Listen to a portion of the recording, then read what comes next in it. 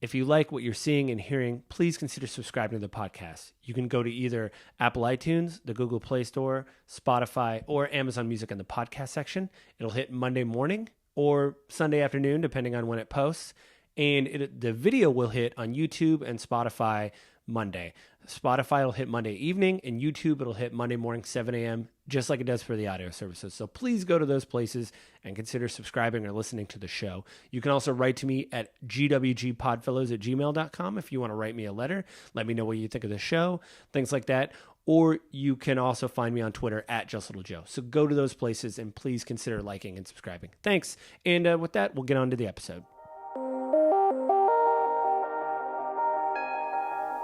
Hello, my name is Joseph Carlson, and this is episode 238 of Gaming with Grief. And this one's all about Call of the Sea. But I just want to give you guys some info before I get into like my review of the game. According to, I'm going to be terrible because I'm going to look at my notes, mid-podcast, which always shows how professional I am. The dev was out of the blue. The publisher was Raw Fury. It actually had several release dates. It seems like originally, from what I could read from their website and Wikipedia, that it was an Xbox exclusive. Actually, from their website, it says now that it's out on VR. So if you want to go play Call of the Sea on VR, I believe the Meta is what it's on. So go check that out. Support them. It seems like they're a smaller dev. I really enjoyed the game. I'm going to talk about that in my review. I thought at first I was not going to like this game. But anyway, it was released on Xbox on December 8th, 2020, and PS4 and PS5 on May 11th, 2021. So this setup for the game. You play as a woman named Nora. You have a terminal illness. Harry is your husband. You call each other old pal. The game takes place in like 1934.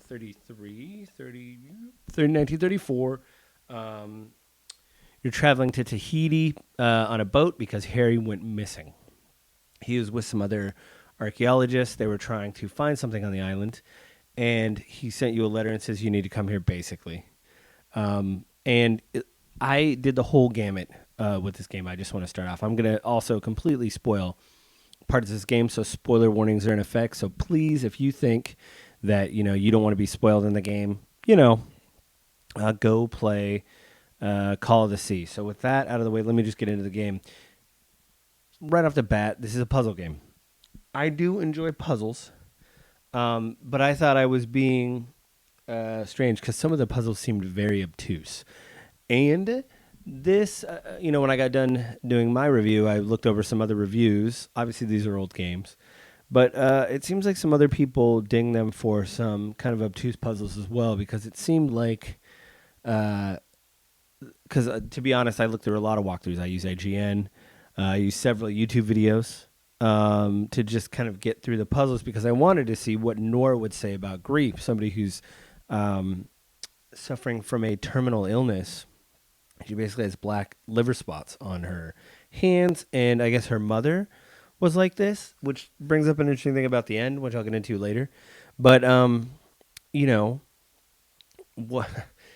Again, I went through the whole gamut with this game. Chapter 1, it's got very BioShock art style. It's very bright and vibrant. You're on Tahiti. You take a small rowboat off of the main vessel to, investigate what Harry did on the island. And immediately there's like these signposts and things that looks like people have set up camps. There's also some signs that say Nora this way, which I think is like their level 1 equivalent of... kind of getting you like, hey, this is going to be a puzzle. Go this way to find a puzzle. I mean, one of the first puzzles you do is find a wheel and put it in a device, or basically it's a button. You can put on a pedestal and push the button, and you think, well, it's not that bad. It gets a lot worse and really intuitive, or unintuitive, I should say.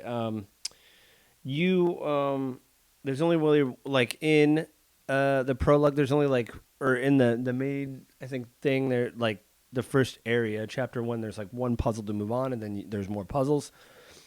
And I did notice, looking some of the walkthroughs I did on YouTube, that it matters how you find information. So you'll find interactive objects, either a mural or a journal entry or a photo, and you'll hear somebody drawing in a journal, and you have a journal tab. So you click that open, you see that you've written a note, And I realized when I was doing my walkthrough online that many people uh, had things in different orders than I did, So like their first clue was on the upper left and then it went down. And my clue was, on the upper right or something because that's where I found it. Whatever. It does seem to affect how you do the puzzles. Now, I definitely agree with, like I said earlier, that some of the stuff is pretty obtuse. And, Nora's played really well. I actually didn't get the actor's name. I feel bad. I need to maybe start writing that down because these are small independent games. The voice actors did an amazing job. Actually, all the voice acting was really good in the game. They had the very waspy East Coast, like, well, darling, I believe we did it's not British, but it's British adjacent. You get that feeling of, oh, this is just, these people have a proper, they're from proper stock, as it used to be said, not us normies. We can't go on boats to find our missing husband. But I think what happened for me was immediately, like, chapter 2 kicks off. You discover this black ooze. It's kind of in these different parts. You start seeing these visions. The ooze matches kind of like the color of the ooze that's on your skin. Obviously, it's connected. And I wrote in my notes, chapter 2, now I understand this is a puzzle game. I get it now. Because these are where the obtuse puzzles start coming from. You're like, wait, what? I have to put this here? Why did anybody? Oh, because it's a puzzle. It's one thing in a world where I think in games that when you're solving a puzzle and it's part of a narrative, you want to be like, okay, this makes sense why I'm putting this here. Like Dead Space, some of the puzzles made sense. Turn this power on to turn this generator on, stuff like that. You're like, of course, I'm repairing the ship. I need to turn the generator on. This is like, why am I solving this puzzle? Oh, it is kind of, you do discover later there's this ancient civilization, isn't there always? But they're around, and they made these mechanisms that work off the sound vibrations and the black ooze. They're somehow connected. And like I said, in chapter 2, it's when I realized, like, oh, I'm playing a puzzle. And then chapter 3, you actually go to another dimension for a second, or there's like a dreamlike sequence. And then I wrote down, am I going insane? Because this idea of insanity, that's a big deal. In fact, I read after I finished the game, the head of the studio, I think they were based in Madrid, Spain. And the head of the studio said that they didn't want, this from Wikipedia, so who knows how accurate, but they basically said they didn't want it to be a horror game, and they didn't want it to be about madness, because it was inspired by H.P. Lovecraft, and it seems that most H.P. Lovecraft games and things are always a descent into madness, and they wanted this to be kind of like a gaining of knowledge, or like they put it much more eloquently, a quote, but basically it was like you're coming into knowledge, not into madness. Like you're coming into your own. And, that's reflected in the game. I think they do a good job. But yeah, this is where you start saying otherworld dimensions and things like that. Chapter 4, you have a dream sequence. You don't want to use your cane again because, this sucks. You use the sound waves more to open things. And this is where I started using a guide more because I noticed that the way I was finding clues and stuff in my book was affecting, like, oh, you have to, when I read a walkthrough, it said you have to look at this picture, and it starts from the upper left to the lower left, and then the bottom right to the upper right. But if you find things out of order, my upper left isn't the same as your upper left, isn't the same as your bottom right. And everything got a little bit obtuse, and it didn't really work out. And so I started looking at the guides more and more and reading like IGN wikis and stuff like that to just figure out how to get to the next puzzle. Because there's still like this weird thing with the game where, I thought, oh man, maybe I missed a trick. I really wanted to examine how this was about grief, and it slowly doesn't really kick in until chapter 5. This is where Nora really starts, maybe even 6. I would say maybe chapter 6, actually, is kind of like where it really kicked in for me. The idea that you are really reflecting on having a terminal illness, and you realize, spoilers, again, this is spoilers for the game, there's something inside you that, like, your mother had these black liver spots, and that you're maybe part of this ancient civilization that was forced to be slaves to this elder god. There was a ritual that was performed that you are re-performing that turns you into this fish-like creature where you can swim under the water, but you feel no pain and you won't be sick. Because I think what it is this... It's almost like what you could be and what you are conflicting, and it's like you're not maybe human, Like maybe because of your mother, your lineage, you've always been connected to this elder god, and you need to complete the ritual to be yourself. And this is kind of like where the idea kicks in. So really, in my opinion, they did a really good job. Well, not a really good job, but I mean, I'm not gatekeeping. I felt more connected to the last chapter in the game when they started talking more about grief and more about, her coming to terms with the fact that her mother had this terminal illness. You find photos and journal entries through these camps, and you find out that, like, maybe this is what I'm supposed to do, because you keep having these dreams that you're this fish-like creature, and that when you're the fish-like creature, you kind of reflect. There's a lot of internal monologues, and you reflect on the fact that I don't feel pain now, and I feel a calmness. And I guess our people are no longer slaves, but maybe I need to embrace this. And there's like a subplot with your Harry, your old pal, which is a weird name to name your husband. But it's the 30s, I guess. There's a weird thing of saying, well, old pal, I'm going to do this ritual. He writes you all these letters up until the end, and you see somebody on a throne that's been taken over by this black ooze, but you find out it wasn't him. It was somebody that was in their party, I think Cassandra, some other archaeologist that is like power hungry and wants to figure out the ritual because she wants to be immortal and all this stuff. But I do like the idea of them saying, like, this wasn't for her, it was for me. And this idea that apparently Harry years ago clued into the fact that you were sick, you needed help, nothing could help you. He found out about this thing, connected the dots enough to go there and basically lure you there and lie to you.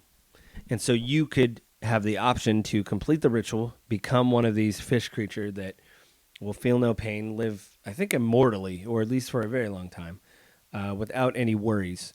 Or you could choose to be with him, and there's an allegory. Well, not even really an allegory. You're literally standing in your house. On one door is your choice to go with Harry. On one door is your choice to let it all go and embrace who you are. And this is, I think it's interesting in a game that lets you have a choice. And like I said, I love the reflection of Nora saying, what am I doing? Am I going to go with Harry and he's going to see me when I'm sick? That, like, this is ridiculous. And it's in chapter 6 where she comes up with the thing that my illness will be a thing of the past. So I thought that was kind of a good thing of her letting go. And of course I chose a thing to let everything go, embrace who I was. And I thought the ending was really nice. Again, spoilers.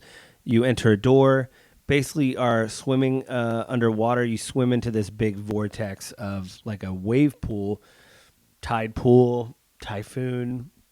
What do they call those? I forget the name of it. But you swim towards it, then you swim through it, then you go through these jet streams, and you end up kind of underwater, speaking the language of these gods that you've heard in your head through the whole game, swimming through these ancient gods that are under the water, and all these other creatures are kind of looking at you, but not like in a bad way, like, hey, welcome home type thing.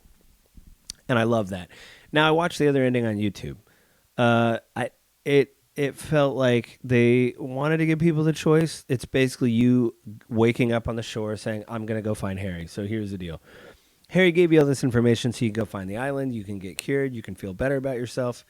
But he ain't there. He ain't there. He's not on the boat. You don't know where he is.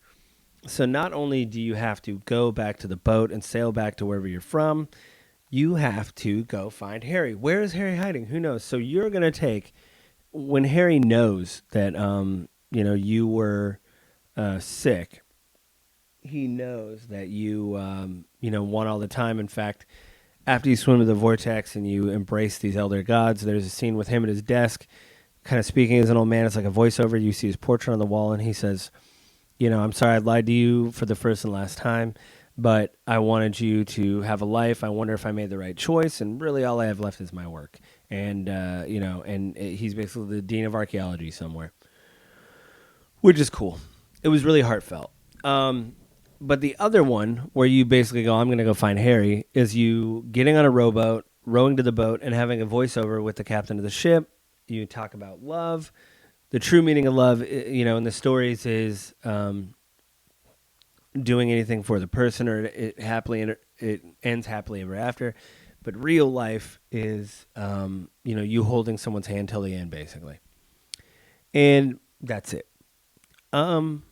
I didn't like this ending. Usually, I always talk about I like an up ending. I like a little bit of something, but I think one, if Harry would have gone to all this lengths and you wouldn't have done it, when you go find him, I mean, he be happy about that? I don't think so. I don't think he would have been happy at all. I think it would have been really weird. It would have been really weird for you to show up at some cafe somewhere because you've already now wasted time going back, because back then you had to get in a boat. I think, obviously there's planes back then, but apparently it was whatever.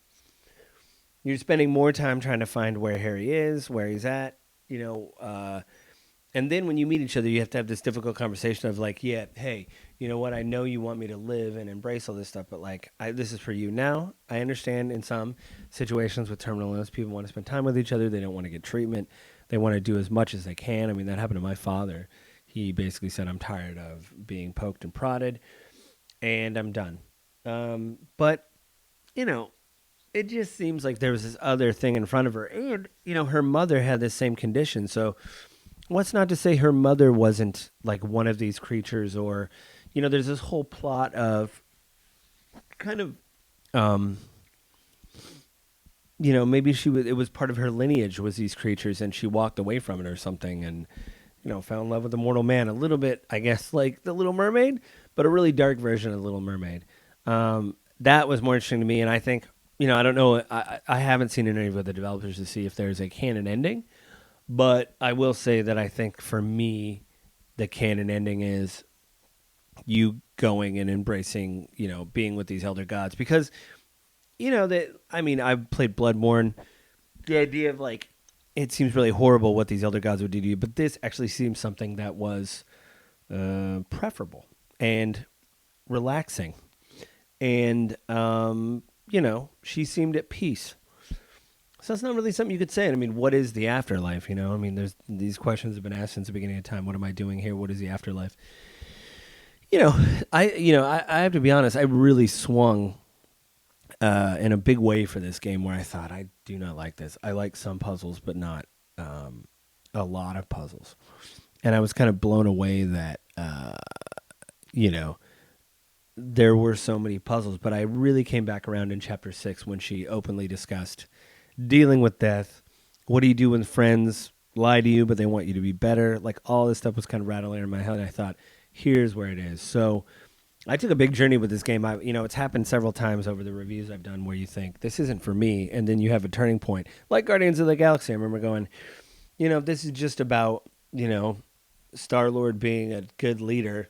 One, I don't think this game's for the podcast, and two, am I going to find that whole thing gratifying through the game? And then it turned into Nikki and Nikki's mother, who I always forget her name, but the Nova Force captain who passes away, that has to you have to basically help Nikki deal with the fact that her mom died, and that it really turned around for me. And this definitely is one of those games. It only took about 5 or 6 hours to beat, but that last hour, I think, or at least the last 40 minutes when I was doing those puzzles, and she was reflecting on, I should do this. And then having that choice, for me, it wasn't even really a choice of, well, maybe I should go with Harry. No, it was, okay, I need to be done with all this and kind of be what I'm going to be. So I enjoyed that. So Call to See You won me over. I was pretty sure I was going to come on my pod and not, I don't want to rip you a new one. I don't rip a lot of games a new one. I don't destroy games or own games or pwn games or whatever the kids are saying nowadays. I just have bad experiences with games, and I'm like, I didn't like this.